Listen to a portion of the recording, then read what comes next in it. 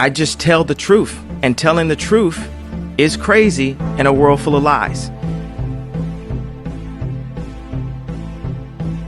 If you mix brilliance with bravery, that we can ignite something. Even this conversation alone can ignite the people.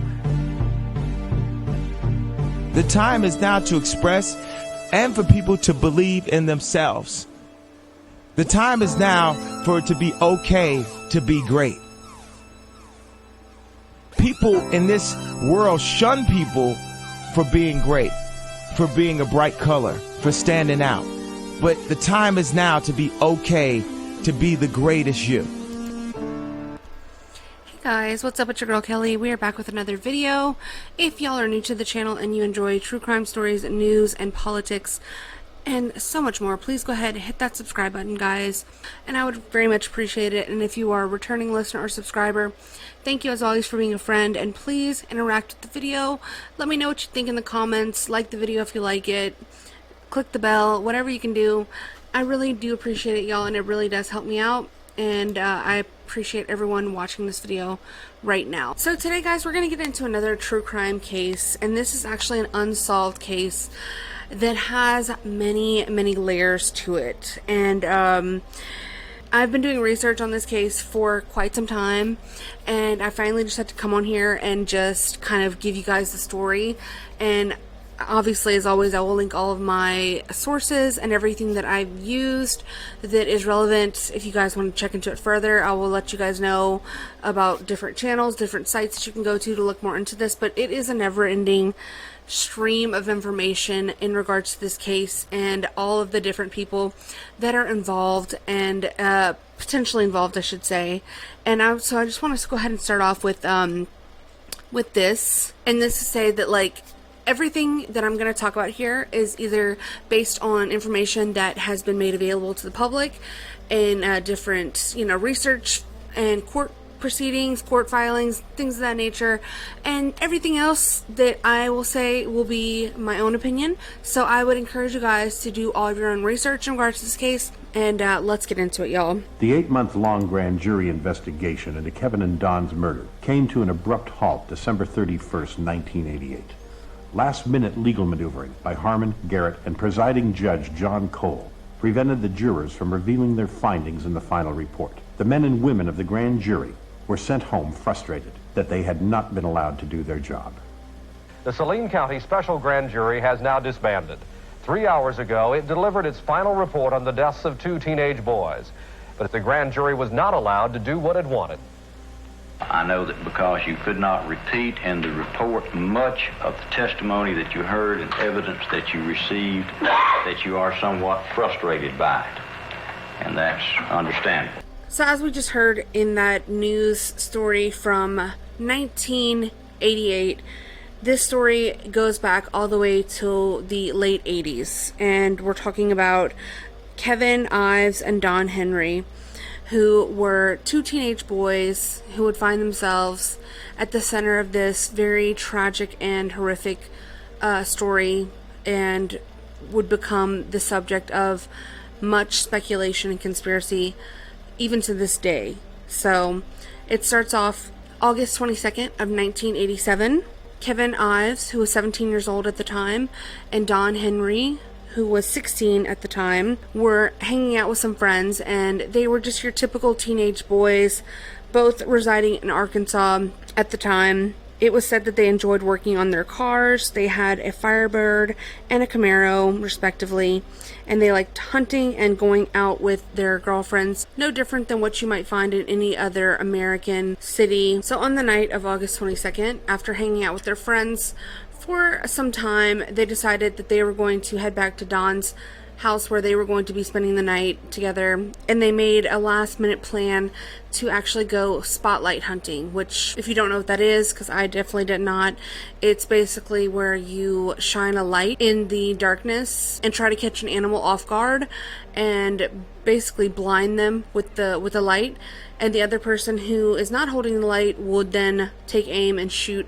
So they headed back to Don's house, where they picked up their .22 caliber rifle and a flashlight, spoke briefly to Don's parents, and then headed out This was around midnight. Less than 4 hours later, they would end up on the train tracks and end up dead. So around 4 a.m., a cargo train, which was about a mile long, was making its regular nightly run, coming north from Texarkana down to Little Rock, and they were traveling at a speed of about 52 miles per hour. And all of a sudden, they were passing up the town of Bryant and approaching Alexander, when the train engineer, Stephen Stroyer, happened to notice something laying on the train tracks. And there were several other people working on the train that night who all gathered and were able to see what it was that Stephen saw.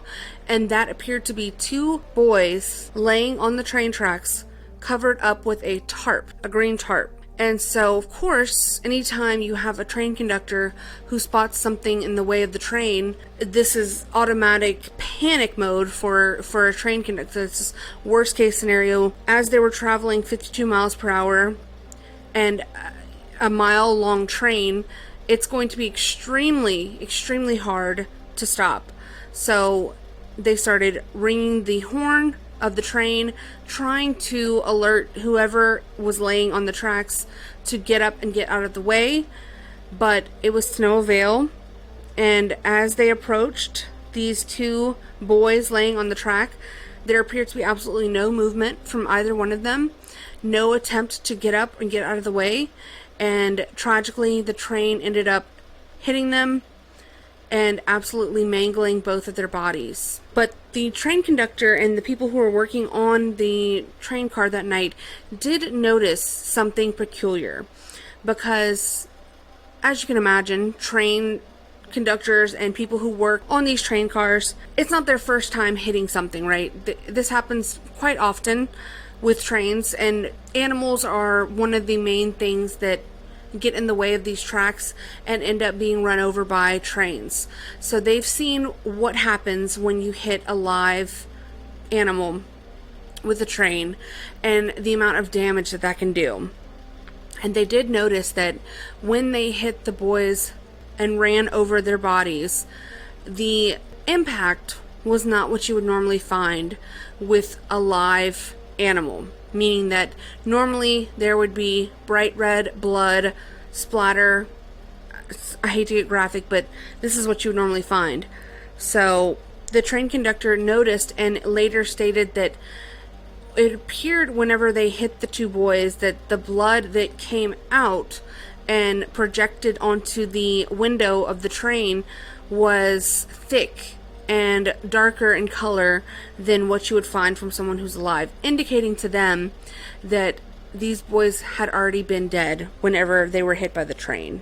An EMT also noticed this at the scene once the train was finally able to stop and emergency services were rendered, and he noted that it looked as though the blood lacked oxygen, meaning that they were not alive when they were struck by the train. The same EMT also noted that their skin was colorless, which indicated that they had been dead for quite some time and that their bodies were placed onto the track. So there are going to be many shady characters introduced within this story, and one of the more shady, evil, I would say, individuals in this case, besides the one we're looking at right here, would be Dr. Malik, who you can see here on the screen. He was the medical examiner for the state who initially conducted the autopsies of these two boys, and it was his job to perform these autopsies and to deliver a cause of death and a manner of death.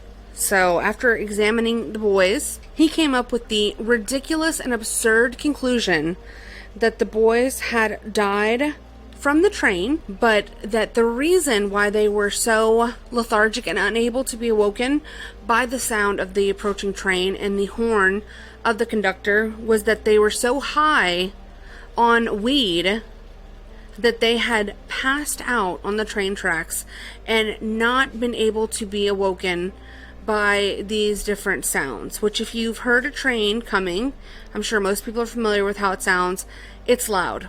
Okay, and so he determined that each boy had smoked about 20 marijuana cigarettes, 20 joints, okay, and that is the reason why they decided to then take a nap on the train tracks, and he ruled their deaths as being accidental, which is patently insane and completely absurd, because if you know anything about marijuana, I mean, it's ludicrous to think that, first of all, 20 joints would have someone in a comatose state to where that they would then take a nap on a train track and not be able to be roused or awoken by the sound of an oncoming train. Just absolutely ridiculous.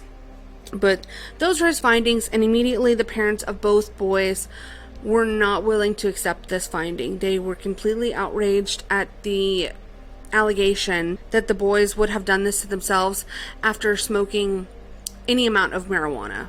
And you have to get higher than 20 joints, okay? You would have to ingest a lot more than that to even get close to a state of comatose. And I would argue that it's not really even possible. So he ruled their death as an accident due to marijuana intoxication. But there were also some problems with the investigation from the beginning, besides what the medical examiner so ridiculously stated as being the cause of death. So the initial investigators had managed to miss locating one of Kevin's severed feet, which had been discovered by one of the Henry family, as well as parts of Don's gun and other personal belongings, which had been somehow overlooked during the investigation of the crime scene, which just goes to show you the lack of care and the amount of suspicious behavior that was going on in regards to this case from the very beginning. So another very peculiar fact that later would come out of this case would be that the hospital where the boys' bodies were taken and where the initial examinations were performed had no record of them being there. Later, witnesses came forward to say that they had heard gunshots before the train passed, even though the cops ruled this out from the very beginning as being a case of absolutely no foul play occurring whatsoever. They did not want to hear anything from the witnesses. There were other allegations of, a man who was dressed in army attire that had had some sort of run-in with the police days prior to that, but they seemed to be absolutely shut off against doing any further investigation in regards to this case. So from the beginning, it did not smell right. Something stunk to high heavens with this case, and the parents of these two boys knew it, especially the mother of Kevin Ives, who until her dying day sought for the truth in this case and so tragically was never actually able to get it. So they refused to accept the police narrative from the beginning and had immediate pushback on the investigators, on the police, and on the state as a whole, and wanted to know why this wasn't being given the full scope of the investigation that it should have. It didn't make any sense to them why two young boys would die on the train tracks of this little Arkansas town in such a suspicious manner, and then the medical examiner have such a ridiculous ruling as the cause of death, and nobody have any further questions, nobody want to look into it any further than this. So finally, after some time of being vocal about their concerns and trying to get some help with a real investigation into this situation and what happened to their boys and who could have done this to them, the next shady character we will discuss is Dan Harmon, who is a piece of work, to say the least. I mean, there are like I said, guys, there's so much with this case, and I mean, I would be here I could discuss this for like 10 hours, really, in all actuality, if you went and looked into all the different nooks and crannies of this case, if you looked at all the different links, if you followed all of the different trails and really just delved into it. And there's a channel on YouTube that did all of that work plus more. I mean, amazing job, which we'll look into some of his videos in a second here, but I will link his channel as well. I mean, there is just an endless amount of information and suspicious activity, suspicious links, shady business, all of it. in regards to this case, and it seems like a cover-up. It seems like there's something that was being hidden from the beginning, and these boys stumbled upon something that was bigger than them and was completely misfortunate in regards to their ultimate fate and what would happen to them. But it begs the question as to what exactly that was, because we still don't know to this day. And there's plenty of theories out there, but this would lead all the way back up to the governor at that time of Arkansas, who would later go on to become president. And we will talk about him as well. Another very shady character. So Dan Harmon, he was a private attorney at the time, and he had no official role in the case when he approached the families and offered to help them by making a deal with Steed, who was the police chief at the time. And this happened in February of 1989. So he basically was trying to grease the wheels and say, if these parents would stop bad-mouthing the police department, if they would stop bad-mouthing all of the investigators, that he would help them open up the investigation again and get some answers. But he was nothing but a bad faith actor and a scallywag scum piece of dog doo-doo, to say the very least. So it was during this time that there was a newly assigned prosecutor, Richard Garrett, who is another suspicious character in this story. He had Kevin and Don exhumed for second autopsies around the same time that Don Harmon was appointed by a circuit judge to head a county grand jury investigation as a special prosecutor. So that is the video that we watched at the very beginning of this. All of those characters were involved now in the reopening of this investigation to try to get some answers, which would unfortunately never come, because the findings of the special grand jury were never made public, and they were never actually allowed to make the prosecution and file any charges in regards to this case. But there was a second autopsy that was ultimately performed on these boys' bodies, who were so completely destroyed, not only from the damage that was done by the train, but the initial medical examiner, Dr. Malik, the incompetent idiot, had done a lot of damage to the bodies upon his initial investigation as well. However, Georgia medical examiner Dr. Joseph Burton did find that Don and Kevin had minimal marijuana in their system. He said the equivalent of about one joint between the two of them. And he said that Don had been stabbed in the back and Kevin had suffered a blow to the head that was consistent with the gun that was being carried by the two boys that night, the .22 rifle. And it was consistent with him being hit in the left side of his skull by the butt of this gun. So he concluded that these boys were murdered prior to being placed on the tracks, and the cause of death was ultimately changed to homicide.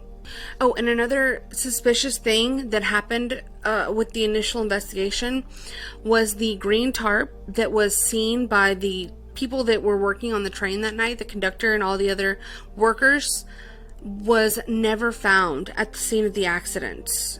For whatever reason, this tarp was then alleged to have been made up, as if the conductor and the workers who had all seen these two boys that night had just hallucinated this tarp, and it never actually existed. So that is another mysterious finding that was never actually figured out. We never got to know what the origins of that were, or the outcome, and why it was that this tarp had come up missing. So as I said, there was a number of different theories in regards to this case as to what could have actually happened to Don and Kevin on that night. Who covered up their deaths? Many believe it points to a possible drug ring, political corruption, and two teens in the wrong place at the wrong time. Personally, I just want to know who it was and why. The violent, sudden death of a child. We've been labeled as crazies who just can't deal with the death of their son. A family's life shattered. There's still the cloud that hangs over everything. Like, nobody knows what went on, but anyway, they died for it. The third thing was that Dan Harmon, the prosecuting attorney down there at the time, who pronounced to everyone, including Linda Ives, don't worry, I'm going to solve these. We're going to hold grand jury investigations. State police are going to be involved. Nothing will be unturned. 25 years later, nothing led anywhere, except that we know now that Dan Harmon himself was ultimately indicted on drug charges and served time in federal prison. But where does Mina come in? Mina comes in the background because at the same time, right there in the mid-1980s, we were finding out that the largest cocaine operation, smuggling operation in the country, run by Barry Seal, was headquartered in Mina, Arkansas, at the little airport there. It had been in Louisiana. Federal authorities knew about it, but then he moved it to Mina. Arkansas authorities knew about it, but it continued to operate. And we know that something about it we know was, it has been confirmed, was connected to Iran-Contra. So it becomes involved with a lot of big conspiracy theories. And all of this is partly why Linda Ives has been left wondering. Nobody knows just how deep this is. People in Arkansas still want to know about these two boys. And as I say in the book, many other deaths that happened in that same area at the same time that went unsolved. These are the kinds of things that I think we all as citizens have a right to know. Mara, thank you.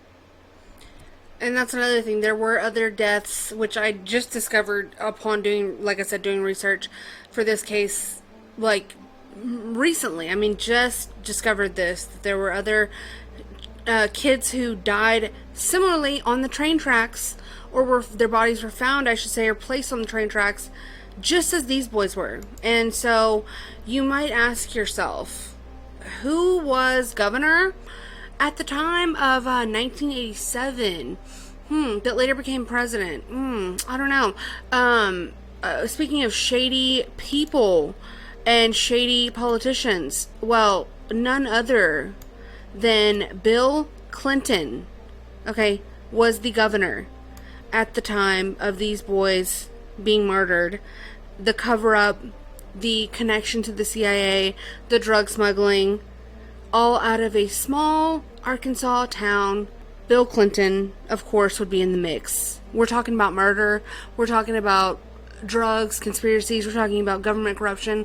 You gotta know Bill Clinton's gonna be in the mix there. So the link with this case and Bill Clinton is, again, the reason why I made the disclaimer at the very beginning about the conspiracies, because it cannot be proven.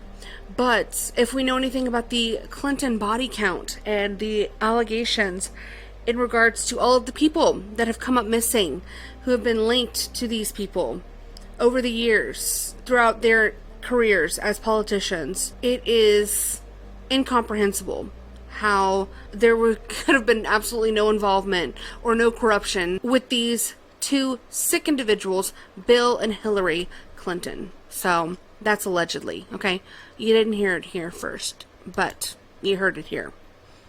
So Fahmy Malik was sent in by Bill Clinton to cover up the crime scene, apparently.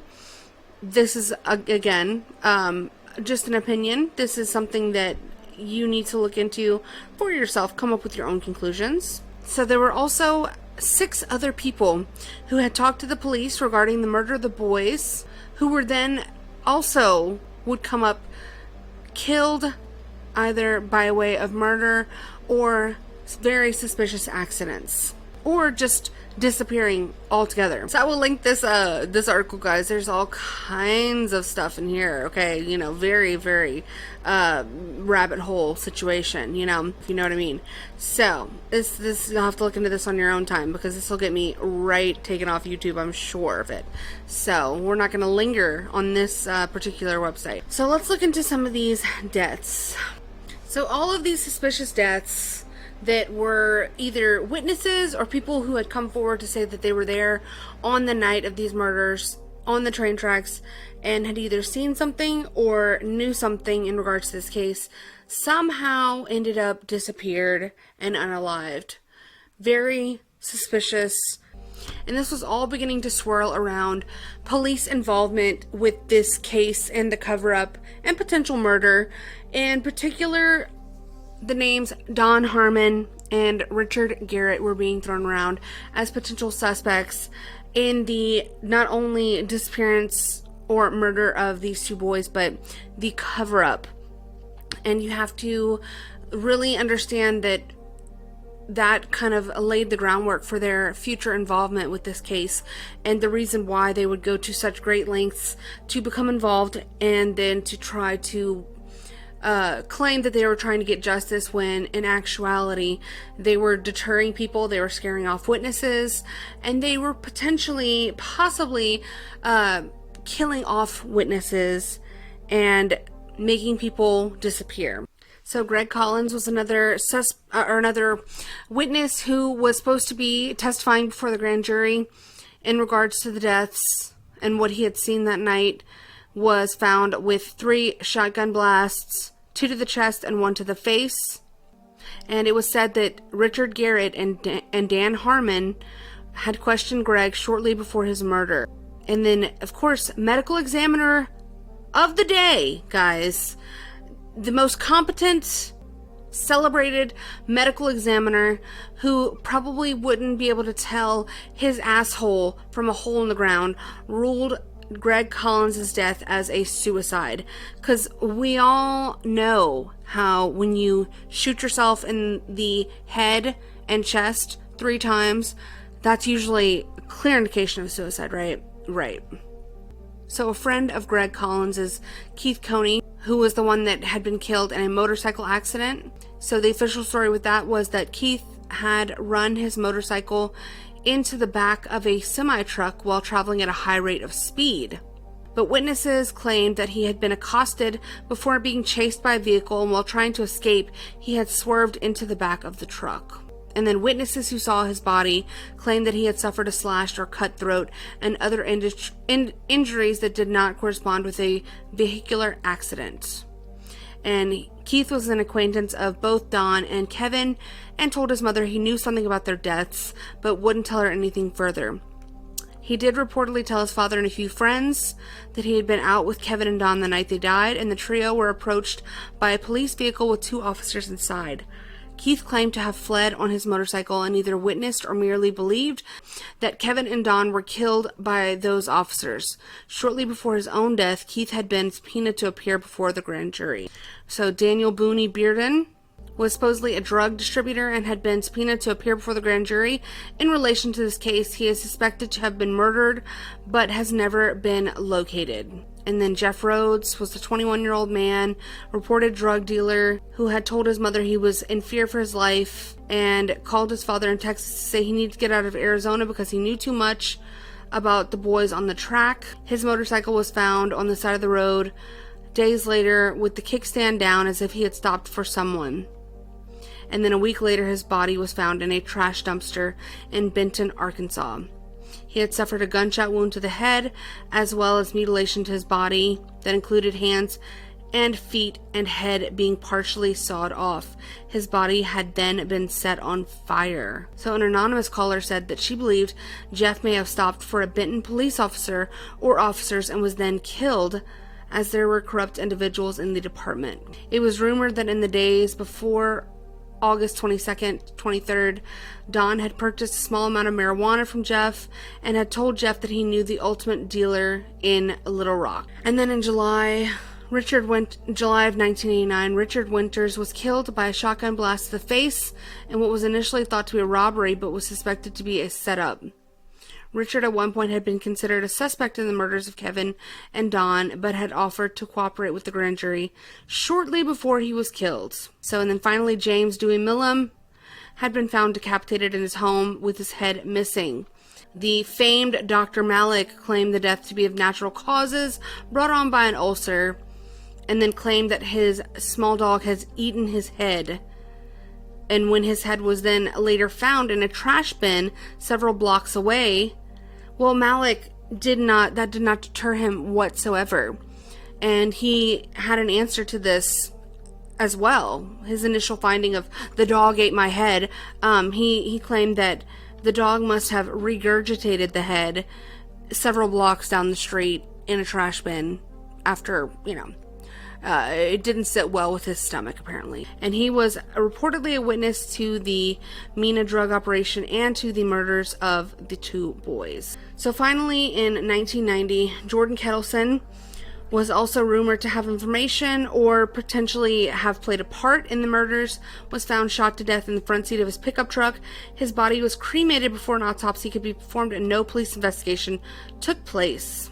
In June of 1995, grand jury witness Mike Samples was shot to death. Mike was allegedly involved in retrieving the drugs dropped from airplanes. All of these murders remain unsolved. So this is another witness statement given by a person using the name of Jerry. He said he saw 3 teenage boys, one on a motorcycle, hanging out by a store, and he believed smoking pot. According to the witness, a police car rolled up, the boy on the motorcycle took off, and the 2 officers ended up beating the shit out of the 2 remaining boys before throwing them in the back of the police vehicle. When Jerry went to the authorities with the story, he was jailed for an outstanding child support, and after being released from jail 90 days later, with the suggestion to leave town, he picked up and departed for parts unknown. Another witness named Ron had been at a club on Saturday night. He was driving home sometime after 12:30 or around 1 o'clock when he noticed the vehicle he took to be an undercover police car around the area of the convenience store that Jerry had mentioned. He claimed he saw a young man that fit Don Henry's description being beaten by 2 officers. He couldn't describe the second boy as his head was down. Both were thrown in the backseat of the vehicle, and the car eventually headed down what Ron knew to be a dead-end road. As he had been drinking at the club, he pulled his car over to wait for the police vehicle to pull out and go on its way. He recalled it being 15 to 20 minutes before the car returned, and he could not tell if either or both of the boys were still in the back seat. 2 police officers were specifically named as suspects by witnesses. Those officers sued for defamation and lost their case. One of the officers later went to prison on drug-related charges, and the other eventually became a police chief and head of a drug agency. Isn't that funny how that happens? So, on September 10th, 1991, Dr. Malik, the incompetent idiot, resigned as medical examiner for Arkansas after holding the position for since 1979. And after years of questionable actions that included labeling a gunshot victim with 5 shots to the chest as suicide, testifying erroneously in criminal cases, mixing up tissue samples and DNA, and falsely accusing a deputy county coroner of killing someone when he misread a chart. So once he resigned, it came out that the grand jury had overruled his findings. Then Governor Bill Clinton, using his discretionary fund to cover the $20,000 cost, hired 2 out-of-state pathologists to review Malik's findings. The 2 pathologists, in opposition to the doctors hired by prosecutor Richard Garrett, gave Malik high marks and suggested that he be given a raise. A raise! Clinton and his board decided not to review Malik's files and cases, and instead sent a proposal to the legislature to give Malik a 41.5% increase in salary to $117,875. Okay, and that is 1990s money. That is a obscene amount of money. Clinton had also elected not to fire Malik despite 4 years worth of complaints about his practices. Well, I wonder why. Malik had also allegedly protected Clinton's mother, a nurse anesthesiologist, from potential charges of negligence and malpractice in autopsies performed on 2 patients under her care. Following his resignation as medical examiner, Malik was hired at the health department as a consultant on sexually transmitted diseases for $70,000 a year. It had also been discovered that when the previous medical examiner had retired, Malik, who had been working as his assistant, took over the role without proper medical credentials or qualifications to do so. He died in Florida in 2018. Well, it could have come sooner than that for me. So Dan Harmon. It is tonight's top story. Police say the 6-month investigation that landed Harmon behind bars also led to the arrest of a dozen other people in Grant County. Police say it's a drug operation ranging from cocaine to painkillers. THV's Faith Abube joins us now with more. Faith? Hi, Liz. Police say Harmon was illegally selling prescription drugs near Sheridan School. While there's no evidence linking him and the 12 other suspects, police say they are all part of an ongoing drugs team. Anybody can sell drugs is a threat to the public. Former Saline County prosecutor Dan Harmon is back behind bars, barely 4 years after serving time for extortion, racketeering, and drug conspiracy from a 1997 conviction. If he thinks that he's going to be able to do it because of his status as being a former prosecutor, he's wrong. It's not going to happen here. Harmon is among the last few alleged drug dealers taken off Sheridan streets after a 6-month investigation. Harmon lives in Saline County, but the investigation led police here to a traffic stop. Police say they found several drug items in his car. Harmon's passenger, a well-known drug dealer, is also now helping authorities. Anytime you're dealing with narcotics and dealing with this type of criminal element, it can be dangerous and get dangerous at any time. Assistant Chief Greg Cole says the former prosecutor is facing several felony charges that could land him in prison, this time for life. I think it's sad, the man was a prosecutor. He used to prosecute people for the same crimes that he's committed. Police are not releasing any information or photographs of the 12 other suspects, but they also face serious charges. Cole says for a small community the size of Sheridan, he hopes the sting sends a message to offenders still out there. No matter who you are, we're going to come after you. Even though police say Harmon was selling the drugs near school, they don't believe he sold them to any young kids. He's still behind bars tonight on a $100,000 bond. Liz? All right, Faith, thank you. Harmon served one term as Saline County prosecutor in 1979. Voters elected him again in the 90s for 2 terms. He resigned after his 1996 arrest. He got out of prison early in 2006 for helping prosecutors in a murder case. Wow. Too bad you couldn't help with this murder case, Dan Harmon. So, to say that he is a suspicious character is to put it mildly.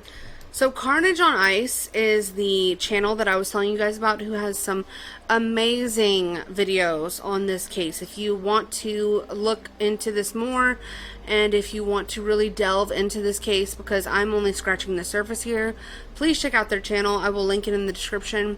And like I said, they have some really good deep dives on there that it took a lot for me to wrap my mind around just what I'm bringing to you guys in this one video.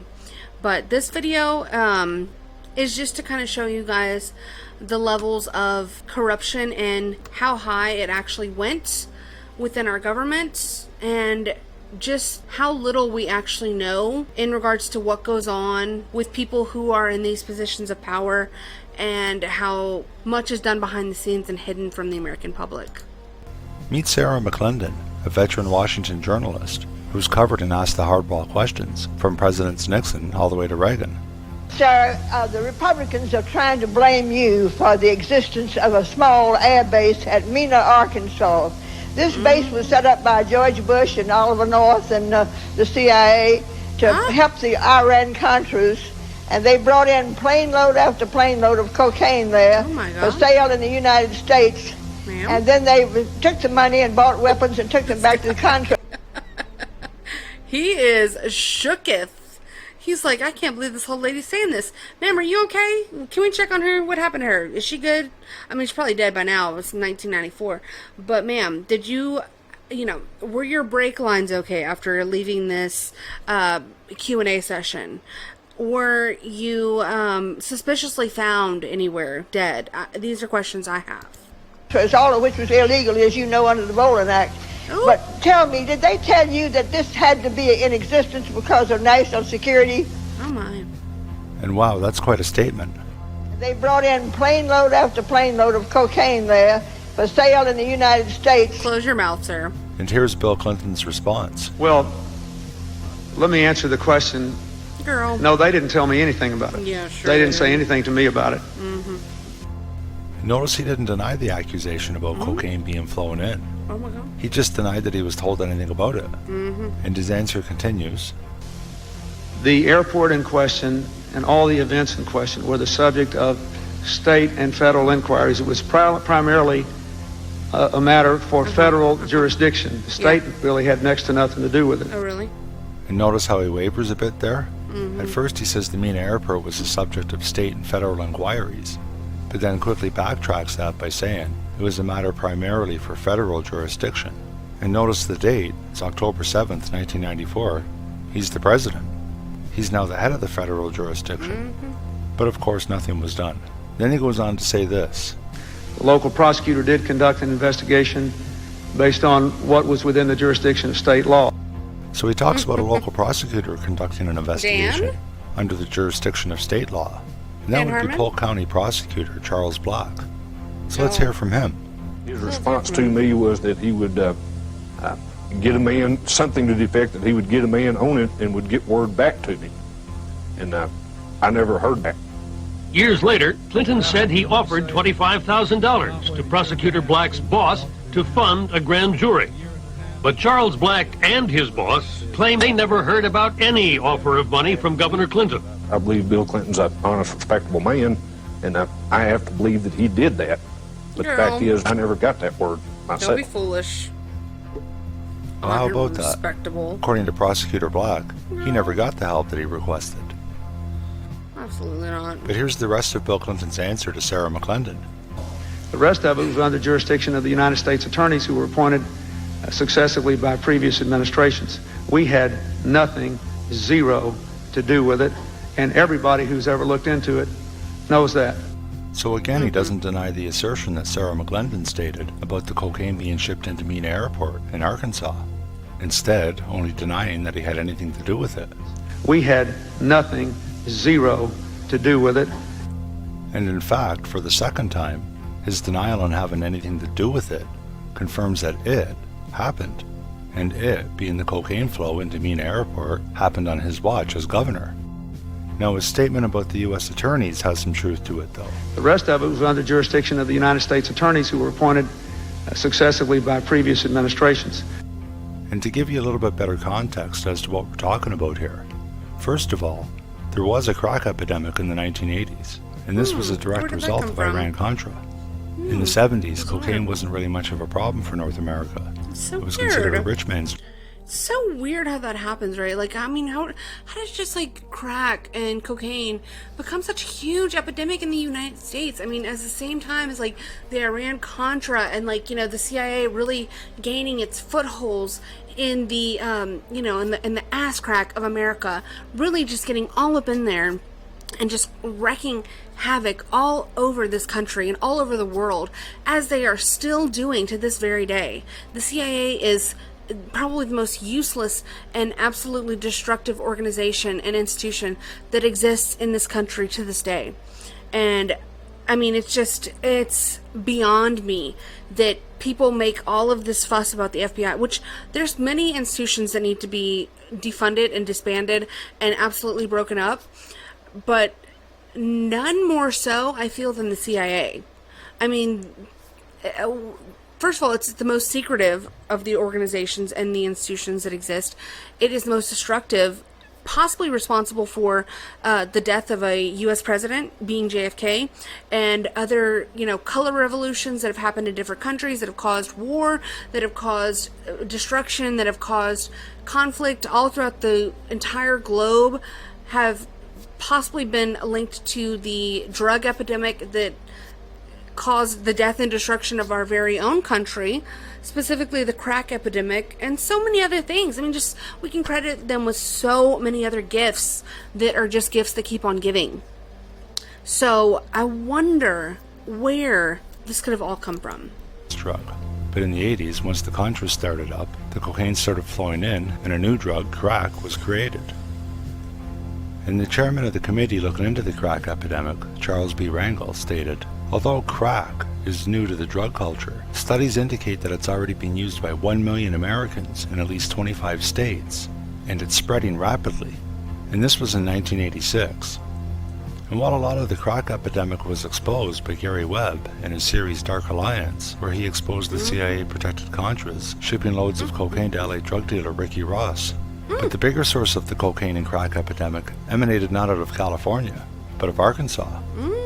and it was being run by this man, Yikes. Barry Seal, America's biggest cocaine smuggler in history, and he operated out of Arkansas's Mena Airport from 1982 until his death in 1986. Imagine how much cocaine these planes can carry. So who was the U.S. Attorney for the Western District of Arkansas when Barry Seal operated out of Mena Airport? And that would be Asa Hutchinson. Ah! Oh my god! In 1982, Hello? he became the youngest U.S. Attorney in the country when he was appointed by... Excuse me, sir? What? Okay, this is my first time seeing this. I'm a little, my pearls are a little snatched right now. Asa Hutchinson? Girl, what are you doing here? Excuse me? Weren't you just in the Republican debate stage doing all kinds of... Okay, girl. I see you. I see you. And I'm watching you now. President Ronald Reagan to serve as the U.S. Attorney for the United States District Court for the Western District of Arkansas, I'm shook. which is a position he would hold until his unsuccessful Senate run in 1986. The swamp So it was is Asa real. Hutchinson who was the U.S. Attorney my pretty much God. the whole time that Barry Seal was operating out of Mena. I'm scared of you. Oh, wait. I am scared of you, girl. Wow, that threw me. Okay. I didn't watch that video until just now. Okay, sorry guys. Again, what the fuck?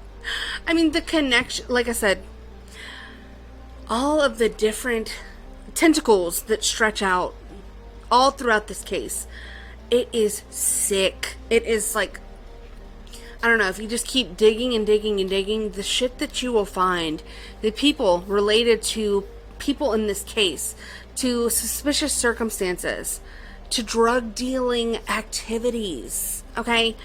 It's endless. It's absolutely endless. So they mentioned Barry Seal, okay? Another layer to this, and just another, another division of the swamp. Okay, we're drudging through this thing, step by step, day by day, okay? And I'm not even, like I said, I'm barely scratching the surface here, but Barry Seal was the supposed cocaine dealer who was dealing out of that airport, dropping these drugs.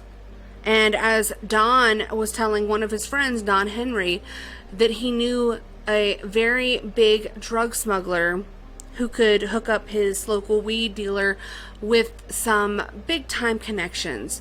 Is it possible that he had run upon this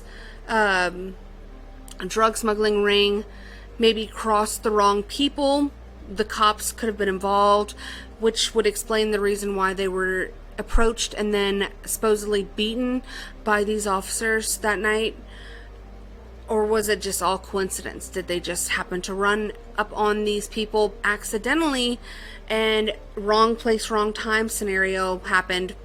We'll never know. But it definitely gives suspicious, it definitely gives cover up, and it gives total corruption. So Barry Seal also suspiciously died in 1986, which is a year before the murders of Don and Kevin. But who other than the Bush family could we also drag into this absolute and utter mess? So this article, or this little blog post, again, more conspiracy talk here, we're just chit-chatting. These are all just allegations, these are all just fun little conspiracies that we're just exploring, right? So it says here, did Jeb Bush, George Herbert Walker Bush, and Oliver North murder Barry Seal? So Barry Seal was a legendary CIA drug smuggler, an ace pilot who had worked for the agency since he was a teenager in the late 1950s. By 1986, he was having legal problems that not even his CIA connections could protect him from, and according to Seal's lawyer, Barry Seal was a threat to testify against Vice President George H.W. Bush, the head of the CIA at one point, mind you, let's all remember, And in fact, in early 1986, he was threatening George H.W. Bush to get the IRS off his back, or he was going to blow the whistle on the Contra scheme and the CIA drug smuggling. I mean, I'm going to have to do a video on the Iran-Contra, apparently, because what in the fuck is going on here? I mean, my goodness, the corruption in this sick government that we have here is beyond deep. It is just, I mean, I think more nefarious than anybody could ever even know. So 2 weeks after the argument with Vice President at the time, Bush, he was pumped full of bullets and murdered outside his Baton Rouge halfway house on February 19th, 1986. And 3 Colombians were convicted of the crime, were working for Lieutenant Colonel Oliver North of the National Security Council, which would later become the NSA. The personal phone number of George H.W. Bush was found in Seal's possessions, even after the men in black had swept in to pick up his car clean of evidence. Years later, Texas Governor George W. Bush was literally being flown around in what had been the favorite plane of the murdered CIA asset and drug runner Barry Seal. Well, how nice for little old W, who loved cocaine himself. He was also a connoisseur of the white girl powder. So, you know, it's all just a big old conspiracy. It's all just a big coincidence, guys. Nothing to see here. So on the same day that he was murdered in Baton Rouge, his mistress Barbara was also murdered in Miami. And 2 other men also affiliated with the Medellin drug cartel, Pablo Carrera and Pablo Ochil, were also assassinated in Colombia. A lot of Pablos out there in Medellin.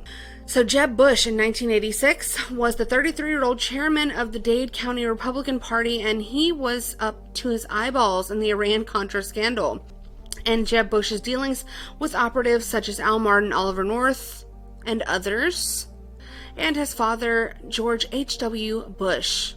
So he was in the center of the wasp's nest of dirty dealing CIA military operatives engaged in rampant criminality, all in the name of national security. So this is all fascinating. I mean, my goodness. Oh my God, not allegations. George H.W. Bush attempts to intimidate or possibly murder Ross Perot, who simply knew too much about the governmental drug trade. Oh my God. The Bush family, okay, I know I talk a lot about the Clintons. The Bushes are criminals. They are disgusting. I mean, they're just as bad. They are the epitome of the swamp. To anywhere that you find a political dynasty, you know, besides the Kennedys maybe, who were all killed by the CIA and other government officials, you will find absolute rampant corruption. And the Bushes are among the worst of the worst, okay? They were just a little bit more slick, I guess, with their stuff. I don't know how they kind of were able to fly a little bit more under the radar. I would assume that it would be the ties to the CIA, being that George H.W. Bush was at one point the head of the CIA. So he was able to hide his stuff a lot better and to cover up his son's criminal activities, such as George W. Bush's dealings with the Saudis and other people who may or may not have been involved with 9/11, and Jeb Bush's covering ups of different criminal drug activities out there in Miami. You have to wonder, you know, at the time that George H.W. Bush was vice president, why was one of his sons governor of Texas and the other one had a very important government position in Florida? Why were they spread out like that? What's the deal? 2 very powerful states, Texas and Florida.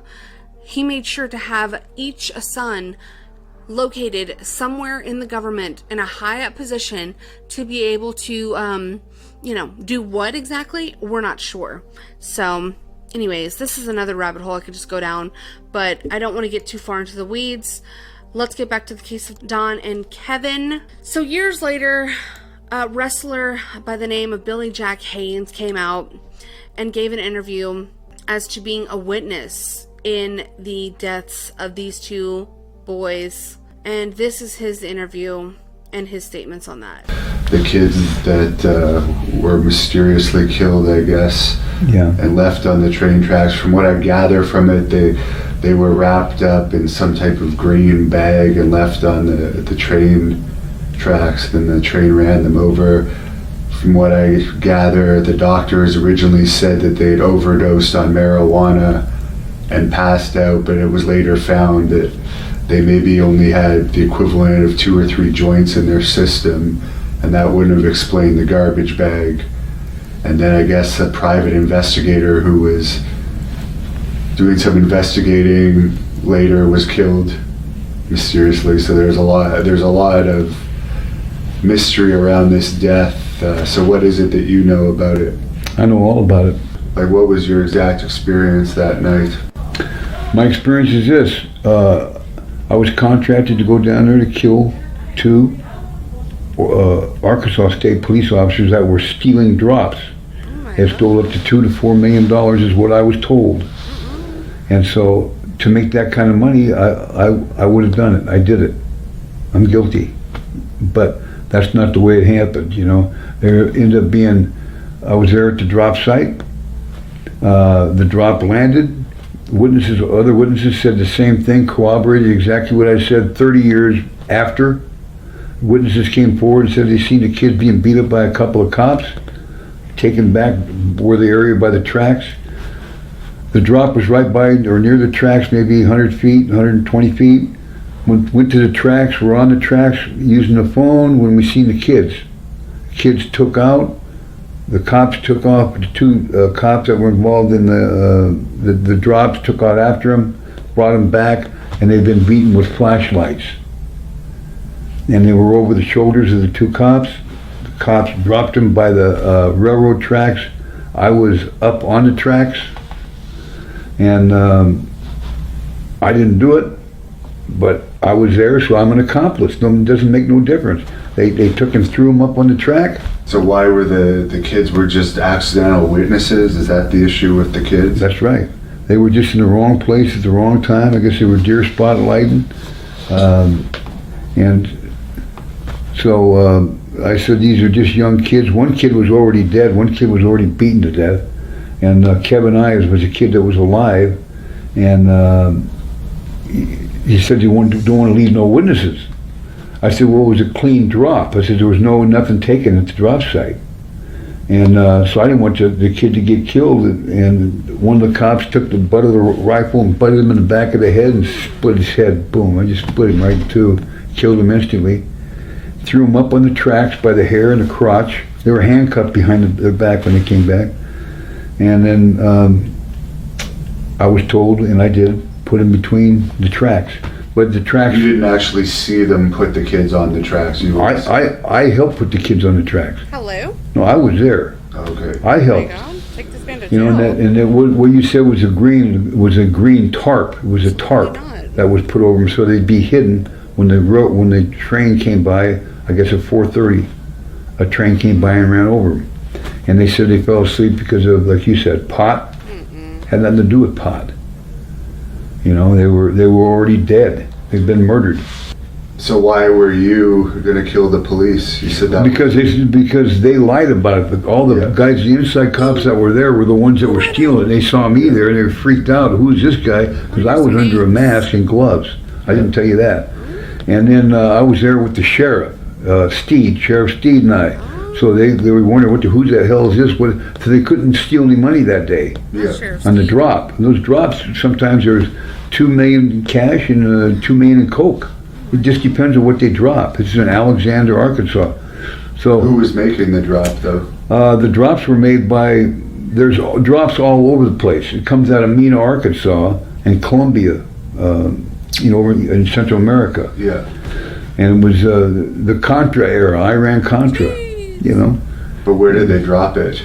They dropped it, there was an open field in Alexander's where they dropped it that night. Yeah. And they were dropping, I guess the drops are like every 2 weeks, every month, I'm not really sure in Alexander, but they were being stole. Yeah. And it wasn't going to happen again. So they were really watching the site.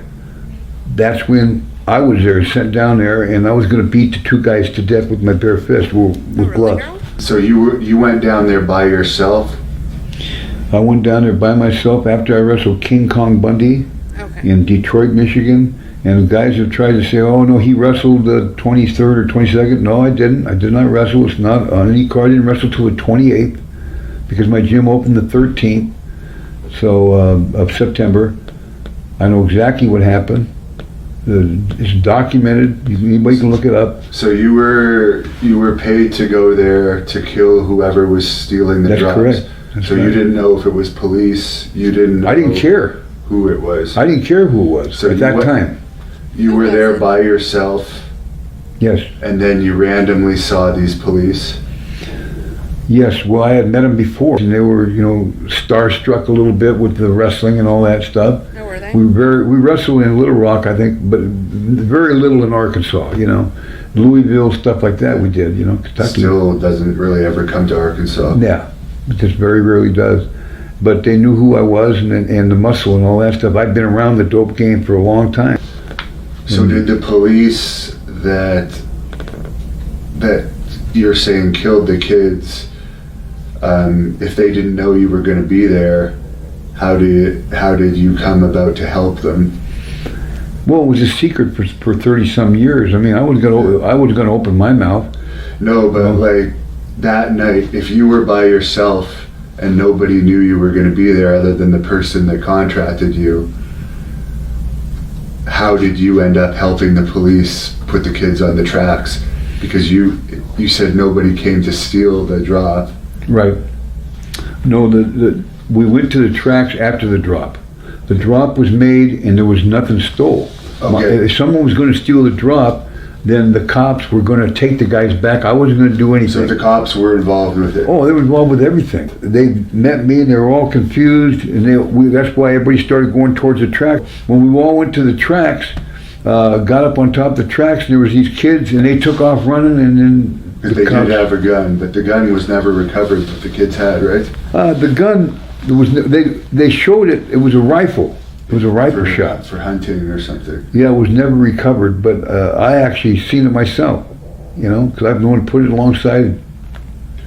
So you didn't see the kids. The cops, you're saying, ran and got the kids, cuffed them. I don't know what they did to the kids, except the flashlights were all bloody.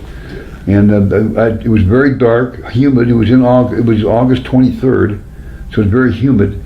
And the flashlights were on the kids, and so you could see the blood was everywhere.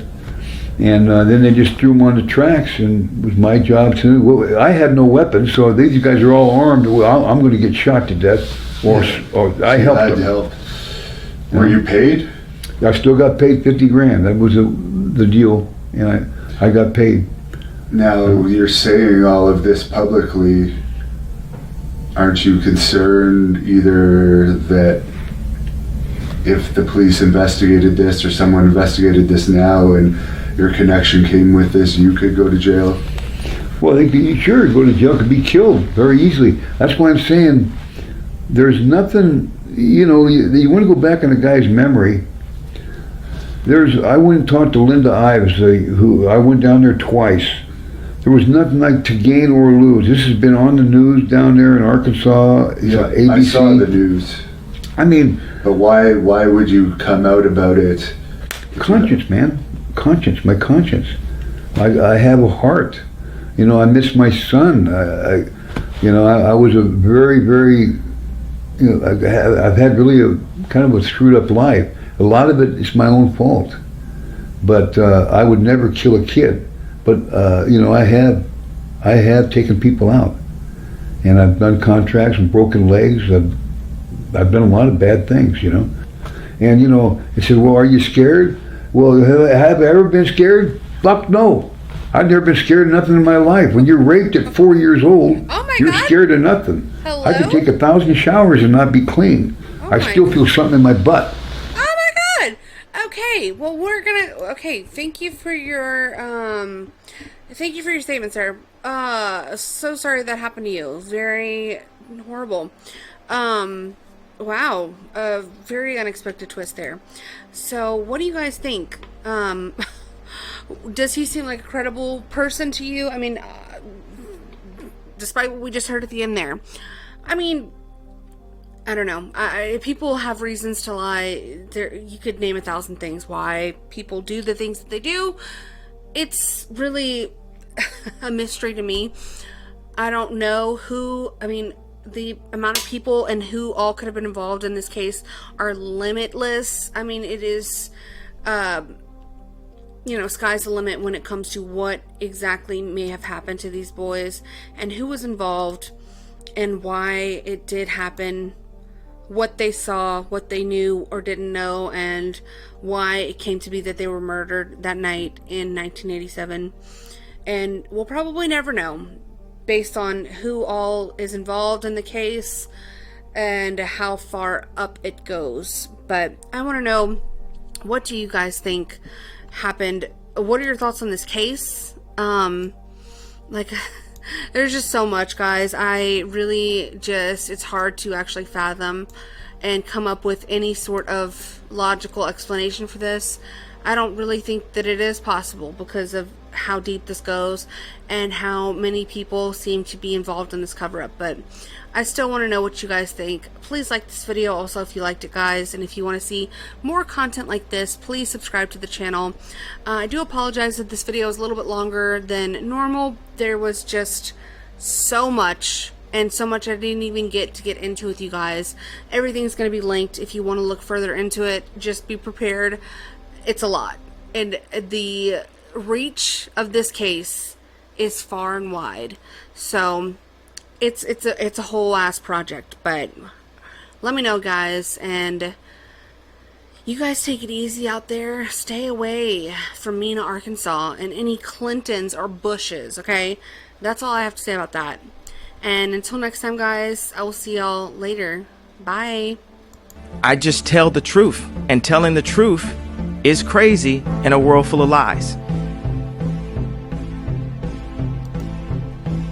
If you mix brilliance with bravery, that we can ignite something. Even this conversation alone can ignite the people. The time is now to express and for people to believe in themselves. The time is now for it to be okay to be great. People in this world shun people for being great, for being a bright color, for standing out. But the time is now to be okay to be the greatest you.